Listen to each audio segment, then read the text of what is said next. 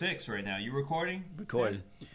All right. Well, welcome back, everybody. This is the episode 6 of the Motley Crew podcast. I am Mike. We have Stan and we have Rob here for this episode. I think the topic we were talking about right now is it better to live a life of blissful ignorance? Correct? Is that the main one? I think so. All right, so we will go ahead and start off with Rob because Stan said I was picking on him. So Rob, you're always picking on me, man. No, I ain't doing that. Come on, Mike. Leave me alone, man. Okay, so Rob, please give us your 2 cents on ignorance is bliss. Ignorance is bliss, right? Okay. So that's the quote that's been going on for very many years now, right? You've heard it many times, and I have discussions with mostly the older adult population about, is ignorance really bliss? Back then in the 60s, 50s, and times before social media and we started getting inundated with all these things, we only knew what was going on in our local community. So we assumed that the majority of things that are going on in the U.S., in the world, were all good because we didn't have that information. We didn't have that news. We were a lot more trusting in society. We were a lot more trusting with our kids being out in society. Older people will tell you stories about them leaving their baby carriage outside of a grocery store with their baby in it while they go inside to shop for groceries. But now we know that's not a good thing to do. Why do we know that's not a good thing to do? Because we're no longer ignorant to the fact that there are people out there, a lot of people out there, that wish to do harm to our children. So we protect our children a lot more. We raise them in a bubble, all these types of things. So is the place to be in the place of ignorance where you're not as fearful, but you're a little bit more happy because you don't really know what's going on around you? Or does it really just make you too paranoid because today's day and age with social media and everything being so easily accessible that you know what's going on, so you're living so fearful and you're so skeptical of everything and everybody is around you because you saw some random story or stories of places that are happening outside of your own hometown? So that's one place where we could go with it, with the ignorance is bliss question. Well, I think I know what you're talking about, but my thought is, if you don't think about what you're going to do and you just go based off not knowing, I can't do that. I can't just move forward in life and just be like, you know what? I don't know. I mean, I need to know. Yeah, but we know you to be a very analytical, logical person, Mike. So that's why when he says, is ignorance bliss? Absolutely it's not. I'd be more upset if I didn't know. I don't think I could move forward without knowing, or at least doing the best I can to know as much as I can.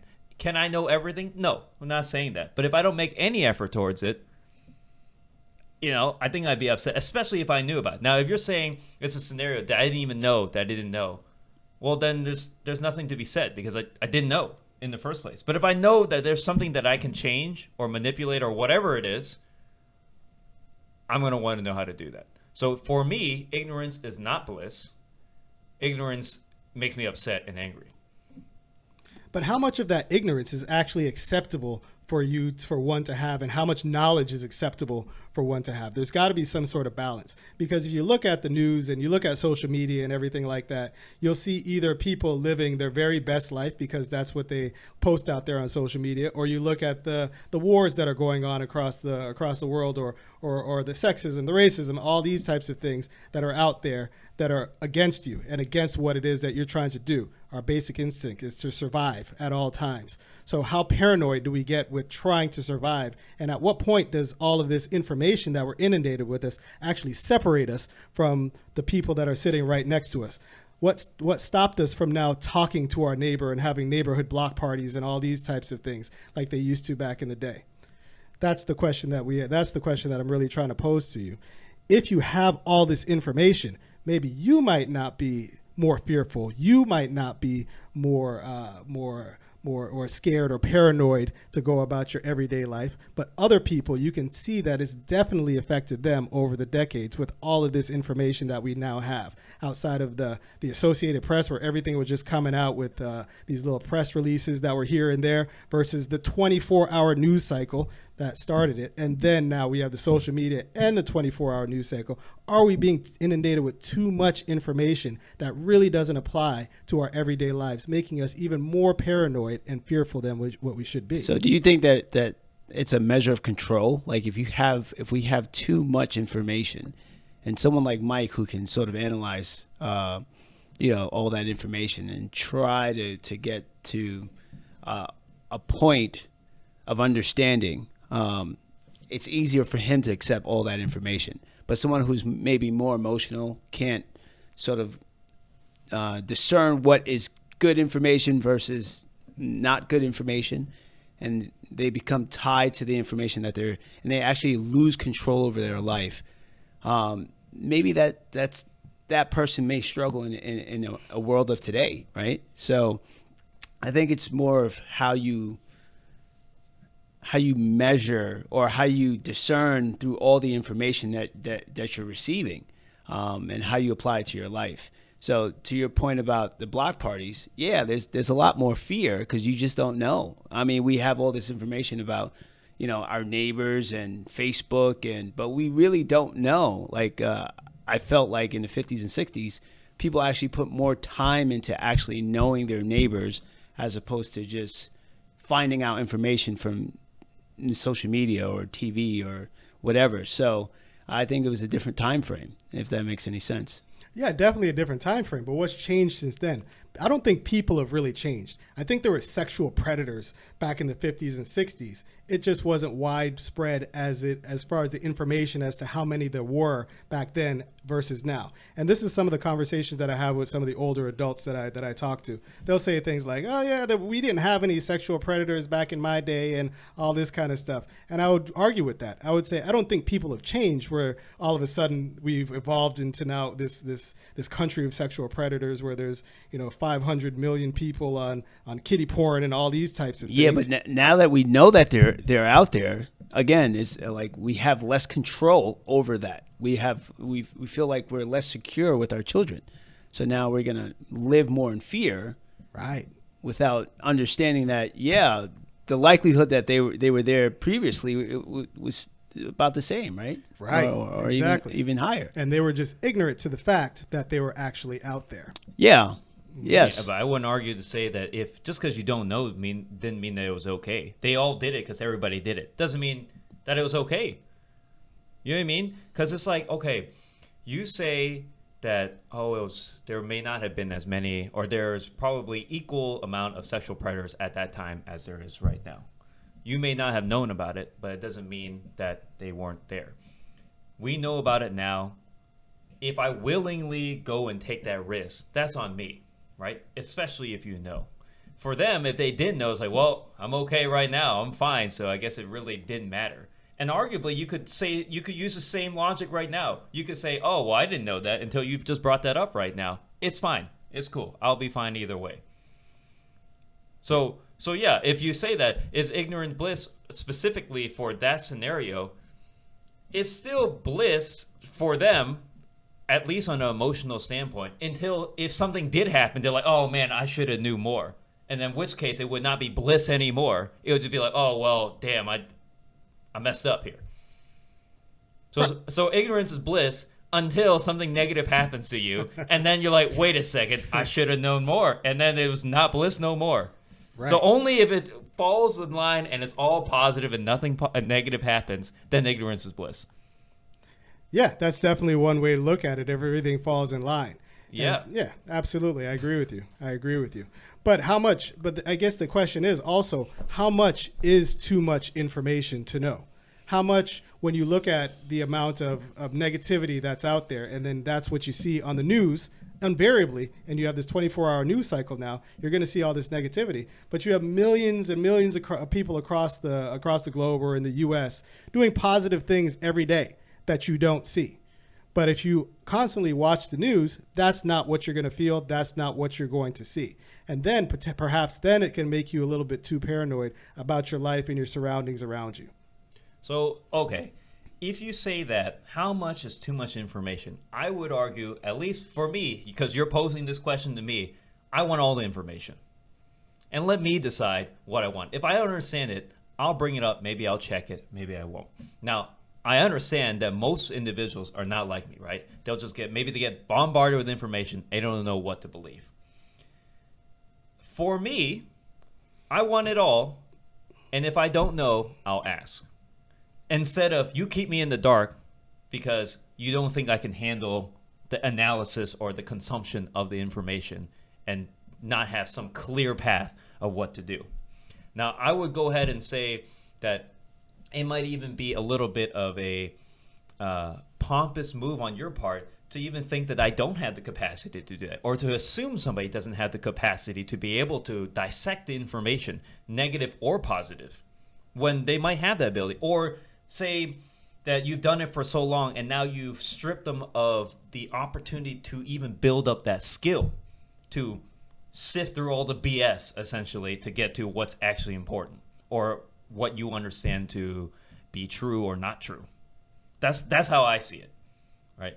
I like to think that individuals are probably more capable than what you give them credit for, but not so capable where it's crazy out of expectation. I mean, I would disagree though, because I think our experiences will tell us that most individuals will find a piece of information and then create some sort of bias and then run with that bias or that piece of information. Oh, I read this article. Because it elicits a emotional response, right? Yeah, absolutely. Typically, it's a big emotional response. Oh, did you see this, positive or negative? I want to share this information, right? Very rarely would you say individuals just take a step back and be like, I'm not sure if this absolutely. is true. Because we, especially in today's world, I feel like we don't necessarily have the appropriate checks and balances to our own sort of biases, right? Or the information that we're reading. Not too often will we say, hey, let me read another piece of information that counters what I just read now. Could you argue that because the narrative of ignorance is bliss, that we've robbed a whole generation or multiple generations of individuals the opportunity to even practice sifting through it or having that opportunity to look at more information? Because you're like, hey, oftentimes people will do this, right? Emotional response. But what if we had a whole generation where everybody was taught that you had to double check everything? That's the whole point of like. Well, I think it's almost impossible to double check everything, but I think having dialogue is more important. Because what if Rob reads something that I don't know and I've read something that he doesn't know, and we're talking about a topic? Mm-hmm. So being able to discuss that where we can share information and receive it and not go into our corners and argue that I'm right. The quote that we like to say, the Buddhist quote is, or a quote is, work to be less wrong than more right. Right? Having that switch of a mindset that I'm not trying to prove that I'm right, but maybe accepting that I may be wrong or less right. Or less right. Yeah. Right? We both can be right.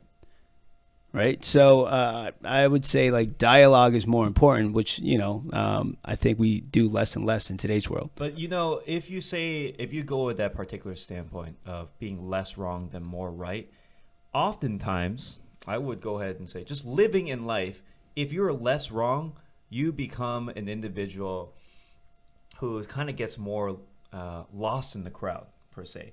The individuals who stand out more typically are those who have strong opinions, who is either more right or more wrong. You don't really talk about individuals who are less wrong. And so it's not really incentivized, other than for personal, peace, to be less wrong. It's actually more incentivized to be more right, which is why it makes sense to me why you would see it so prevalent that individuals want to be not wrong. And also, if you think about schooling system-wise, you're punished for being wrong. So it's always trying to be right. And if you are incorrect, you are shamed, potentially, whether it be by yourself personally ashamed or other people are shaming you for being incorrect and not giving the opportunity for like growth. Like, you can even look at today's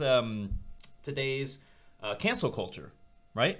Oh, this is something that he said 30 years ago, right? This was wrong then, and we're trying to go with today's standards type of thing. I'm not saying that it wasn't inherently wrong at that time. What I am saying is that because it's been 30 years later, an individual can change over 30 years or 15 years or whatever amount of time. And so if you're judging somebody with today's standards based on what they did previously, yes, it gives you an idea, but it might not be the exact representation of who this person is today. Yeah, absolutely. Okay. Absolutely. I'm not sure how we got on cancel culture, but I agree with you 100%. People have to have the chance to evolve over time. You can't take a time frame and then say, well, yeah, it was funny back then, but it's not funny now, so let's cancel them right now. But we can't remain ignorant to the fact that what happened back then is not appropriate right now. So in a situation like that, yes, you want to be well aware. But I guess back to the original question, is ignorance bliss? If you are ignorant, because a lot of people would argue, let's get back to the way things were back in the 50s and 60s and all that kind of stuff. People were largely ignorant back then as to what was going on around them. But yet, these same set of people feel like they were happier back then. The key term, though, is feel. Mm-hmm. They feel it's like an emotion. Yeah, it's an emotion. Or they were safer, right? Yeah, it's an emotion that you have. Right. And all this inundation of knowledge, they don't feel the same way. They feel like things have changed because they weren't ignorant back then to the worldwide picture, to everything that was going on. You were then turn around and you're happier. So the person that you know that doesn't watch the news, doesn't read the newspaper and all that kind of stuff, because when they do those types of things, they feel some sort of way about it. They feel an emotional trigger. They feel the fear. They feel scared. They feel apprehensive. So they just choose not to go there. They're going to live their happiness in their circle with where they live right now, and they live their life in that circle, and they continue to go about continuing to be happy. Does that person now live a happier, more fruitful life if that scenario that you talk about doesn't happen? It's only happy until something goes wrong and then you didn't know and all that kind of stuff. If that never happens, is it appropriate to go across life, to not inundate yourself with as much knowledge as you have, with the knowledge that you could potentially be happier going through your life because you don't have that knowledge? I would argue that that person might not even be living at that point.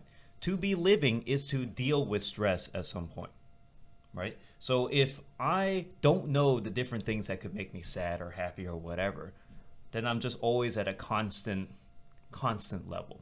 The stress is always there, right? Whether you live in this bubble or not, you're still going to have people within this bubble. You're still going to interact with people. You're still going to be going to work. You're still going to be going out to the grocery store, all these types of things. You're still going to have these interactions and these smaller or bigger conflicts. You're just not looking at it from a bigger picture, from a bigger scale standpoint. You're looking at it from the confines of your microcosm of where you are right now. And you could potentially be happier within that microcosm without all this additional information being brought in that doesn't necessarily even apply to your life.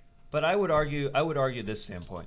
I don't wish that it were easier. I wish that I were stronger.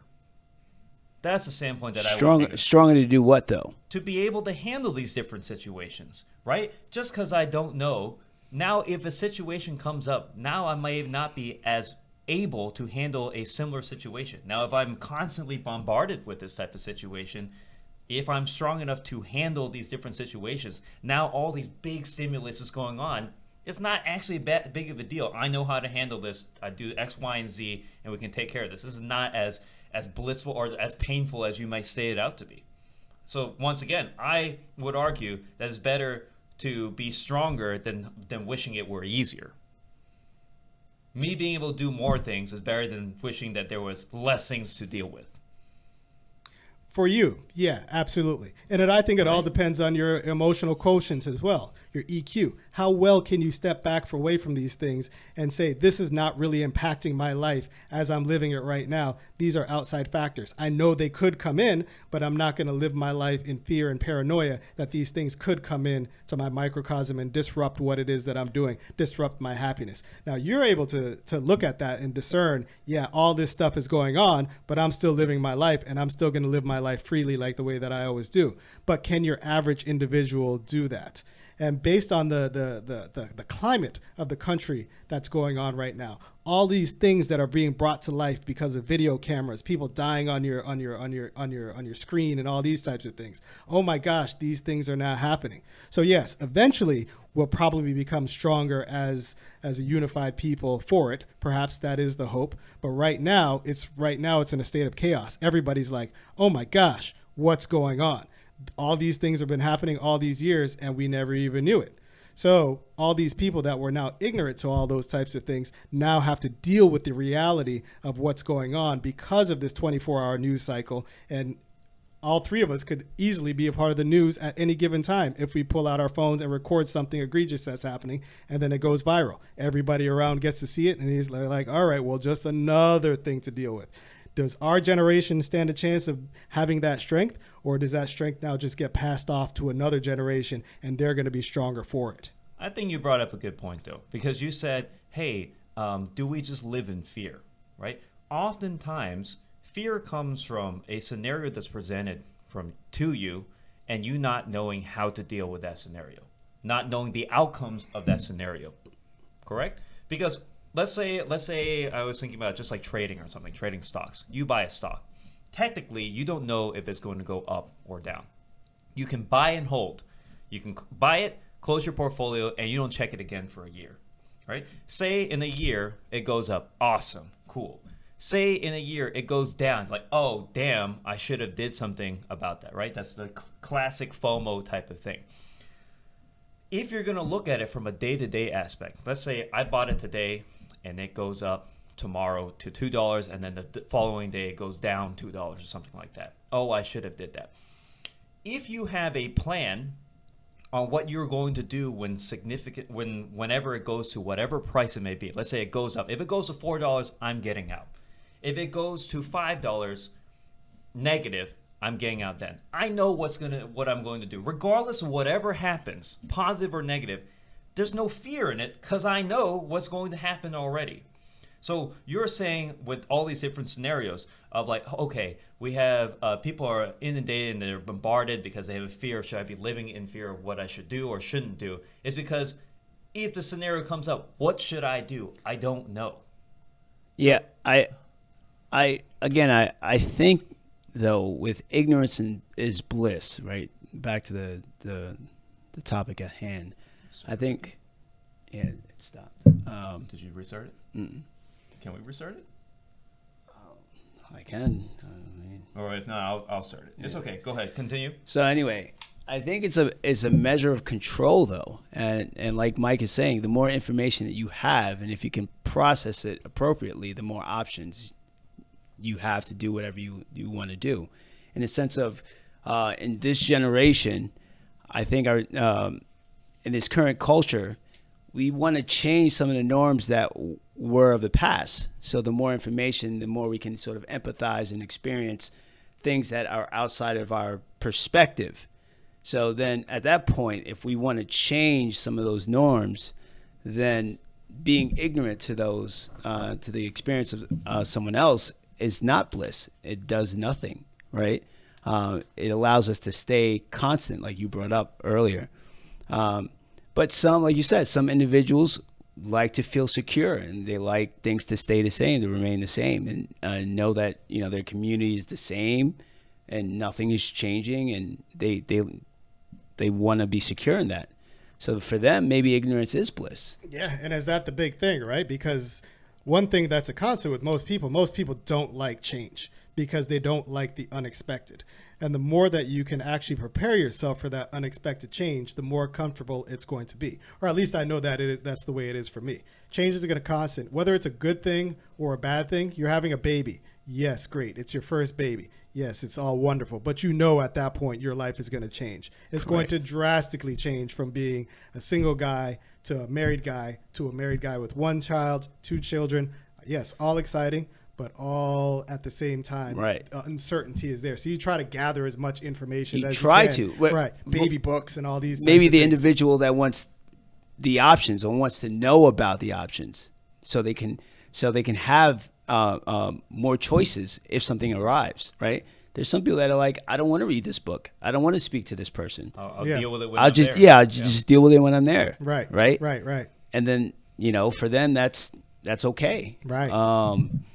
But for most individuals that we sort of speak to that have that analytical mindset, I want to know so I can make the appropriate decision for myself in the moment, and sort of what's going to set me up for success later on in life, Like right? a long-term look. Yeah. Yeah. So at that point, ignorance is not bliss, right? Because I'm going to have to go through the pangs of being ignorant, Of not knowing. Yeah. Right? When you know that you could know. Exactly. When I had an option, a choice. When for, you knew you could know. For me, it's about the choice. It's about the option. I want to know so I can experience, so I can check my experience, so I can continue to learn. So it goes back to like that growth versus fixed mindset. Right. Do I want to grow? Do I want to continue to expand my experience or my perspective? Or do I want to stay fixed and stay comfortable, or what I think is comfort? But then you're less likely to succeed, or less likely to survive if you're just so fixed, right? If you're stuck to one paradigm without sort of trying to explore. And we see that all the time with businesses. Look at BlackBerry, right? Like BlackBerry when we were growing up was real great. Mm-hmm. Apple came out, and BlackBerry they kind of stayed with their original concept of the BlackBerry, and now they're no longer. And I happened to buy some stock and got caught in that FOMO. Bro, you didn't know what to do, and now you're trapped. Now I'm trapped. Now you're trapped. I should have looked into it a little bit more. But But it is what it is, right? I think it's a measure of control for at least for me. I would agree for myself as well.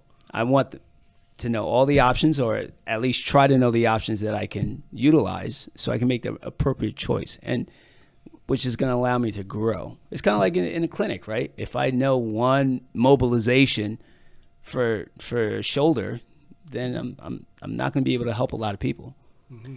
Yeah, but you could argue that there's a lot of people, as Rob pointed out, right? A lot of people don't like to change because they have a comfort in what it is that's going on currently, as in they are comfortable with the current scenario, and adapting to another scenario is oftentimes not a smooth transition. So the growth mindset is awesome if you're trying to improve yourself. I would argue that a lot of people don't want to necessarily improve themselves. They're good because they're already existing. Like, oh, I'm happy right now. I'm good right now. But you said it though, existing, not living, Yeah. right? Existing versus living. And to me, that's, again, a measure of control. Like, am I just here, just doing my day-to-day? Am I on autopilot? Or am I experiencing the fruits of life, right? That's on you, though. You That is are on okay me. with that. So other people are like, you know what? I'm good. I don't need to have all these fruits of life. These fruits of life could potentially give me more stresses and more problems. Yeah, but adapting to change is what got us here. And if you are less likely to adapt to change, you're not going to survive, right? Or no. You're less likely to thrive. Oh, yeah, okay, you're less likely You to thrive. probably will survive, not thrive, though. Okay, Yes. I stand corrected. Yes, I would say that. So how much information is too much information on one particular topic? Let's say mass shootings. Initially, when mass shootings started happening, turn of the millennium, whenever it was, the Columbine shooting, I believe that was the late 90s somewhere. Everybody was all up in arms about the Columbine shooting, and then the Sandy Hook shooting. And then you started hearing about mass shootings all over the place. Now to the point where it's on a weekly basis, you hear about some sort of mass shooting. There was a mass shooting in the Aventura Mall just the other day, down in South Florida. So do I really need to read about every single mass shooting? Do I really need to look at every incident with people of color in the police and a person of color ending up dead or shot or something like that to know that it's happening? By doing these things, if you're constantly inundated by it, don't you kind of relive the trauma over and over and over, and you're inflicting a lot of trauma on yourself that actually shouldn't be there. That's not necessarily necessary. You already know the facts of the situation, but you're now getting a spillover of these facts of the same types of stories, just different types of settings. To me, I know it's very traumatizing for me when I see these things, and I consider myself to be an analytical person, but I don't necessarily want to see the same exact story just with different characters in it. Should you read it? Yes, you should read it. Until there's some change, Yeah. you absolutely should read it. Should you read it? Yes, you should Absolutely. read it every time. Even if it's the 100%. trauma. Because the trauma is what's giving you that stress so that you do feel more, maybe there can be a change, maybe you can do something about it 100%. or whatever. Like, oh, I don't want to deal with this trauma. Okay, sure, you don't want to deal with the trauma, but at the same token, what if you could deal with the trauma? Not that you want to, but what if you could? What if you're kind of numb to it? And it doesn't bother you as much. And now you're able, instead of being in the position of, oh, I can't move because of how I feel about this. Now it's like, okay, I've felt this so many times. Now I'm not paralyzed by this. I want to make a change, type of thing. Or maybe the feeling is so extensive that you do want to make a change. It spurs you into action because it's so traumatic. Mm-hmm. So my answer to that was you absolutely should be reading onto every single one. Yes. Do you? No.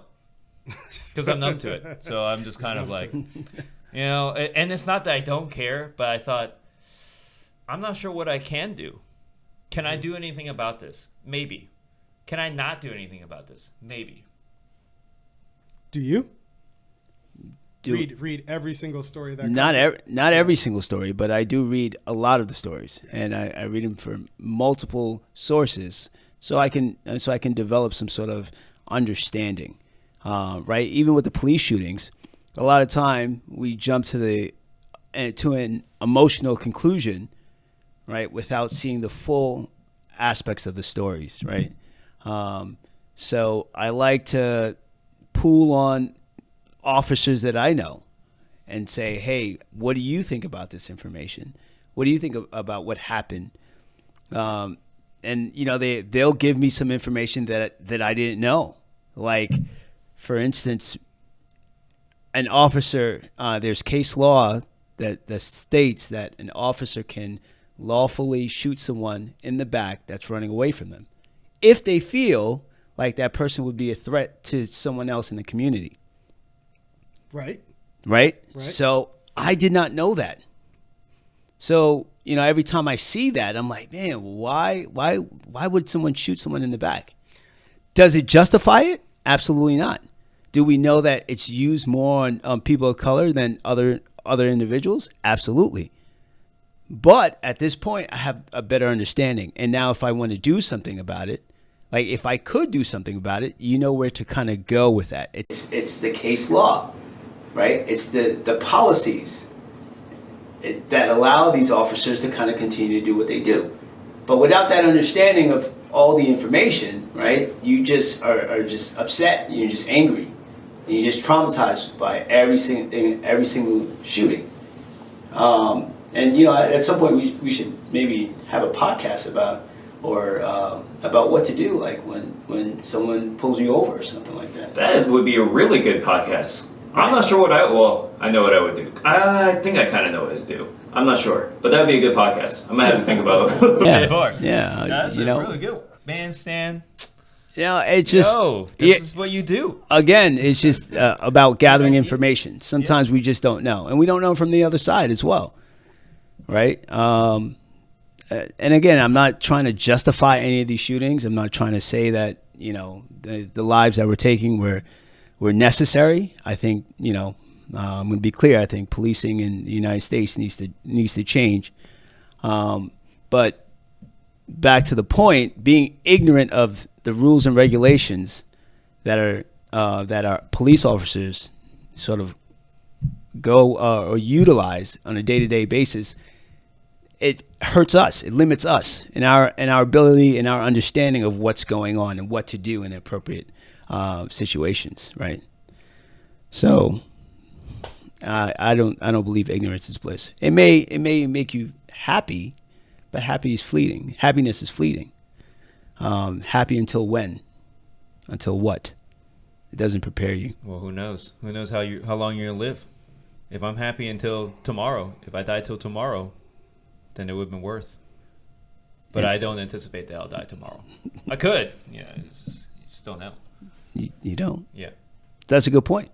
Tell my YOLO fans, right? You only live once. Not me. I guess. Yeah.